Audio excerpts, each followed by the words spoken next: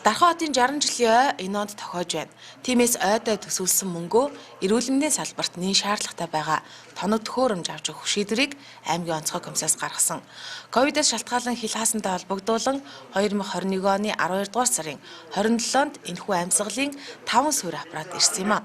Нийтдээ зохиомол амьсгалын суурин 10 аппарат авч өгөхөөс өнөөдөр 5-ыг нээх өгч байгаа юм. Ингэснээр аймгийн хэмжээнд зөөврийн 10, суурин 20 амьсгалын аппараттай болж байна. За аймгийн онцгой комиссоос ковид сар дахлын нөхцөл байдалтай уялдуулаад Дархан хотын он баярын өдрөөр бас аймгийн эрүүл мэндийн газарт нэгдсэн эмнэлэгт 10 амьсгалын аппарат өгөхөөр шийдвэрлсэн. За энэ цаг хугацаанд өөрөө нөгөө бас бүгд найрамд хятад ард улсын хил хаагдсантай холбогдож бараа материалууд маань ондоо багтаж өнөөдөр хүлээлгэж өгж байна.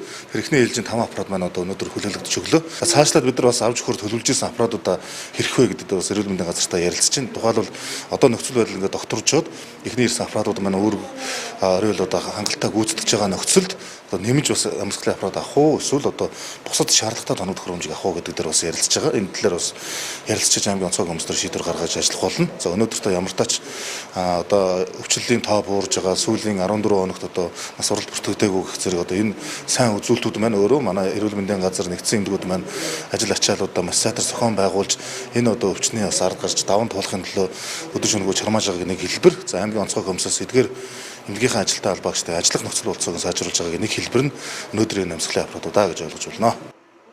Тус аппарат нь дан ганц ковидоор өвчлсөн иргэдийг эмчилгэхээс гадна халдварт төрөх хүүхэд насан туршидтын эрчим дэмжлэгэнд ашиглагдана. Цаашдаа үлдсэн 5 аппаратыг авах хэсэг талаар харилцан ярилцаж шийдвэрлэнэ.